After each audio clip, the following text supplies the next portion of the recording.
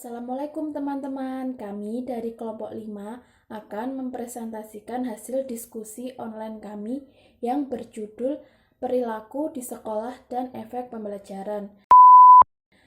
Anggota kelompok kami ada 5 orang, yaitu yang pertama ada Lia Wulandari, NPM 217, yang kedua ada saya sendiri, Hadianti Parsiwi, NPM 226, dan yang ketiga ada Zurotul Nurlatifah, NPM 233, yang keempat ada Eka Nurjanah, NPM 241, dan yang terakhir ada Hana Wardah Firdaus, NPM 255. Yang pertama ada pengertian sikap dan perilaku yang bermoral. Sikap seseorang terhadap suatu objek umumnya dipengaruhi oleh nilai-nilai yang dianut dan melatar belakangi seseorang tersebut. Berbicara sikap biasanya selalu dikaitkan dengan perilaku yang berada dalam kewajaran dan kenormalan yang merupakan respon atau reaksi terhadap lingkungan tersebut. Secara sederhana, teori ini mengatakan bahwa seseorang akan melakukan perbuatan atau perilaku apabila ia memandang itu positif dan orang lain dapat melakukannya. Dengan demikian, dapat dikatakan bahwa lingkungan sosial secara timbal balik akan mempengaruhi sikap dan perilaku seseorang. Interaksi antara situasi lingkungan dengan sikap dengan berbagai faktor di dalam bentuk perilaku seseorang tersebut. Selain berhubungan dengan perilaku, sikap juga berhubungan dengan perkembangan nilai individu dan juga perkembangan moral dan mental etis seseorang. Jadi, untuk membentuk seseorang yang memiliki moral yang baik dan bermental etis, perlu memperhatikan perkembangan sikapnya. Selanjutnya, pembentukan sikap dan perilaku. Sikap terbentuk melalui hasil belajar dari interaksi dan pengalaman seseorang dan bukan faktor bawaan atau faktor intern seseorang. Dengan demikian, sikap terbentuk oleh adanya interaksi sosial yang dialami oleh individu. Menurut Darmiati Zuhdi, bahwa setiap interaksi sosial, individu membentuk pola sikap tertentu terhadap objek psikologis yang dihadapinya. Menurut pandangan psikologi, sikap mengandung unsur penilaian dan reaksi afektif, sehingga menghasilkan motif. Menurut Marat, menyatakan bahwa motif menentukan tingkah laku nyata atau overt behavior, sedangkan reaksi afektif bersifat tertutup atau covert. Motif sebagai daya pendorong arah sikap negatif atau positif akan terlihat dalam tingkah laku nyata pada diri seorang atau kelompok. Sedangkan motif dengan pertimbangan-pertimbangan tertentu dapat diperkuat oleh komponen afektif. Motif demikian biasanya akan menjadi lebih stabil. Pada tingkat tertentu, motif akan berperan sebagai central attitude atau penentu sikap yang akhirnya akan membentuk predisposisi. Proses ini terjadi dalam diri seseorang, terutama pada tingkat usia dini. Predisposisi menurut Marat merupakan sesuatu yang telah dimiliki seseorang semenjak lahir sebagai hasil pembentukan dirinya sendiri. Dalam hubungan ini tergambar bagaimana hubungan pembentukan sikap sehingga menghasilkan pola tingkah laku tertentu. Dengan demikian, pembelajaran nilai-nilai moral kepada anak sejak dini usia bagaimanapun akan berpengaruh dalam pembentukan kesadaran dan pengalaman moral pada diri anak, yang pada akhirnya akan berpengaruh pada sikap dan pola tingkah laku anak dalam kehidupan selanjutnya. Selanjutnya, poin C, faktor yang mempengaruhi sikap dan perilaku anak di sekolah. Yang pertama, menurut Answer, dia menyebutkan bahwa pengalaman pribadi, kebudayaan, orang lain yang dianggap penting, media massa, lembaga pendidikan atau lembaga agama, dan faktor emosi dalam diri individu itu dapat mempengaruhi sikap dan perilaku anak di sekolah. Sedangkan pendapat lain menyatakan ada 4 faktor yang mempengaruhi sikap dan perilaku siswa di sekolah. Yang pertama, pandangan keluarga mengenai pendidikan. Hubungan kuat antara pandangan yang ditanamkan orang tua tentang pendidikan dengan motivasi anak dalam meraih kesuksesan akademis. disebutkan kalau anak dari orang tua yang berpandangan positif soal pendidikan dan konsisten mendorong anaknya untuk terus meraih pencapaian akademis, cenderung lebih semangat sekolah dan lebih termotivasi untuk sekolah setinggi mungkin. Yang kedua, dinamika dalam keluarga. Anak yang tumbuh dalam keluarga yang stabil, sering mengobrol dengan kedua orang tuanya, serta selalu diberikan perhatian dan dukungan, cenderung lebih fokus belajar. Yang ketiga, ada kecukupan gizi dan istirahat. Pola makan anak berpengaruh pada kemampuan kognitif dan perilakunya. Saat mendapatkan cukup gizi dan nutrisi penting dari pola makan sehat, anak cenderung lebih fokus belajar dan berperilaku baik di sekolah. Sedangkan kurang tidur atau tidur tidak berkualitas sudah terbukti bisa membuat emosi anak berantakan, sehingga tidak dipungkiri bahwa anak mudah kesal atau marah, sulit berkonsentrasi, atau bahkan tertidur di kelas. Yang keempat, ada pergaulan anak. Ketika suasana keluarga yang positif, menjalankan pola makan yang sehat, namun perilaku anak di sekolah masih bisa dipengaruhi oleh teman dalam lingkup pergaulannya. Pengaruh dari teman tidak selalu bersifat positif dan memotivasi anak untuk selalu semangat belajar. Anak sekolah dasar yang kepribadiannya masih dalam tahap perkembangan memang sangat membutuhkan dukungan dan bimbingan orang tua serta lingkungan supaya bisa belajar dengan baik. Saya akan menjelaskan strategi pengembangan sikap dan perilaku siswa yang bermoral dalam kegiatan pembelajaran. Secara teknis, strategi pengembangan sikap dan perilaku siswa dalam kegiatan pembelajaran di sekolah setidaknya dapat melalui 4 strategi alternatif secara terpadu. Yang pertama, mengintegrasikan konten kurikulum pembelajaran moral ke dalam seluruh mata pelajaran, terutama pelajaran agama, yang kedua mata pelajaran kewarganegaraan, yang ketiga pelajaran bahasa.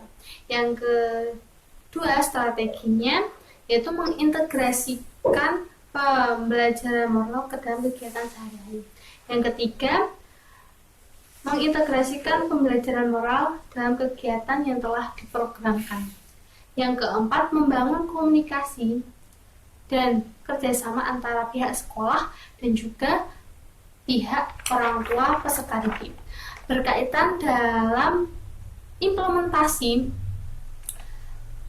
strategi pengembangan sikap dan perilaku yang bermoral dalam kegiatan sehari-hari, secara teknis dapat melalui berbagai cara. Seperti yang pertama, keteladanan. Jadi dari pihak guru, pihak kepala sekolah, staf administrasi maupun pengawas itu harus menjadi contoh ataupun teladan bagi peserta didik. Contoh, guru ingin mengajarkan kesabaran kepada peserta didik. Terlebih dahulu, guru harus menjadi sosok sabar di hadapan murid-muridnya. Tanpa keteladanan, peserta didik ataupun siswa hanya akan menganggap ajakan moral itu sebagai omong kosong belaka, yang pada akhirnya nilai-nilai moral tersebut hanya akan menjadi pengetahuan saja tanpa menjadi makna. Yang kedua, dengan kegiatan spontan. Kegiatan spontan ini biasanya dilakukan oleh guru saat mengetahui sikap atau perilaku peserta didik yang kurang baik. Contoh seperti berkelahi ataupun berbicara kasar, mengambil barang bukan miliknya. Nah, pada saat seperti itu, guru harus menanamkan nilai-nilai yang baik. Nah, contoh ketika ada 2 anak yang bertengkar nih, nah, guru harus menanamkan nilai-nilai seperti nilai saling memaafkan, nilai saling menjaga, saling menyayangi, dan menghormati. Nah, yang ketiga, teguran. Nah, guru harus menegur siswa yang benar-benar salah, yang tidak memenuhi aturan. Jadi, guru juga bisa mengubah tingkah laku peserta didik tersebut. Yang keempat, dengan pengkondisian lingkungan. Jadi, suasana sekolah dikondisikan sedemikian rupa melalui penyediaan sarana fisik yang menunjang untuk pencapaian tujuan pembelajaran moral. Contoh nih, penyediaan tempat sampah. Nah, itu digunakan untuk siswa agar dapat mengaplikasikan sikap menjaga kebersihan. Lalu ada slogan-slogan tentang nilai-nilai moral yang mudah dibaca oleh siswa agar diterapkan juga, dan juga ada papan atau tulisan aturan-aturan sekolah agar dipatuhi oleh siswa. Selanjutnya kegiatan rutin. Kegiatan rutin merupakan kegiatan yang terus-menerus dilakukan siswa dan dilakukan secara konsisten. Nah, contoh nih, siswa ketika masuk ke dalam kelas, nah siswa harus baris. Nah, itu mencerminkan sikap budaya antri. Ada juga kegiatan berdoa sebelum dan sesudah pembelajaran. Itu juga nilai-nilai moral yang tercermin. Lalu bertemu dengan orang lain, nah itu dengan salam. Nah, selanjutnya untuk strategi pengembangan sikap dan perilaku siswa yang bermoral ke dalam kegiatan yang diprogramkan, nah itu dapat direncanakan oleh guru. Contoh melalui kegiatan baksos, kunjungan sosial ke panti asuhan, ke panti jompo, ataupun penyandang cacat. Nah, di situ kegiatan ini dilakukan guna untuk memberikan pengalaman langsung pada peserta didik, sehingga dengan kegiatan tersebut diharapkan pembelajaran moral tidak hanya berhenti pada aspek kognitif saja, tapi juga dapat menyentuh aspek psikomotorik dan juga aspek afektif. Nah, dalam realitanya apa yang telah diajarkan di sekolah dan apa yang diajarkan di rumah itu kadang terjadi kontraproduktif atau terjadi benturan nilai tidak sesuai. Nah, maka pihak sekolah perlu membangun komunikasi dan kerjasama dengan pihak orang tua sehingga terjadi sinkronisasi, tidak terjadi benturan nilai. Jadi apa yang telah diajarkan sekolah dan diajarkan di orang tua itu berjalan searah.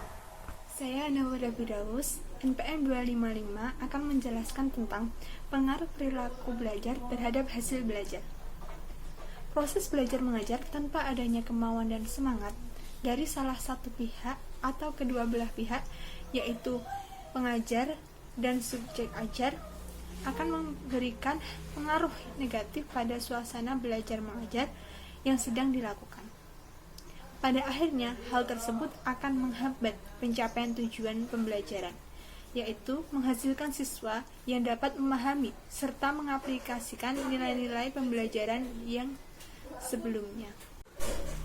Kemudian, menurut Sodikjono Atmojo, perubahan perilaku yang merupakan hasil belajar dapat berbentuk yang pertama, informasi verbal, yaitu pengaruh informasi dalam bentuk verbal baik secara tertulis maupun lisan. Misalnya, pemberian nama-nama pada suatu benda, definisi, dan seterusnya. Yang kedua, kecakapan intelektual, yaitu keterampilan individu dalam melakukan interaksi dengan lingkungannya dengan menggunakan simbol-simbol. Misalnya pada simbol-simbol pembelajaran matematika. Yang ketiga, strategi kognitif, yaitu kecakapan individu untuk melakukan pengendalian dan pengelolaan keseluruhan aktivitasnya. Yang keempat, sikap, yaitu hasil belajar yang berupa kecakapan individu untuk memilih macam tindakan yang akan dilaksanakan. Yang kelima, kecakapan motorik, yaitu hasil belajar yang berupa kecakapan pergerakan yang dikontrol oleh otot dan fisik. Adapun perubahan perilaku ciri-ciri belajar. Yang pertama, perubahan yang disadari dan disengaja. Perubahan yang terjadi merupakan usaha yang disadari dan disengaja oleh individu yang bersangkutan. Begitu juga dengan hasilnya. Individu yang bersangkutan akan menyadari adanya perubahan yang terjadi pada dirinya, yaitu perubahan tentang pengetahuannya yang semakin meningkat atau keterampilannya yang semakin meningkat. Yang kedua, perubahan yang berkesinambungan. Yang ketiga, perubahan fungsional. Yang keempat, perubahan yang bersifat pasif. Yang kelima, perubahan yang bersifat aktif. Yang keenam, perubahan yang bersifat permanen. Yang ketujuh, perubahan yang terjadi pada saat kegiatan belajar mengajar. Dan yang terakhir, perubahan yang terjadi dengan secara keseluruhan.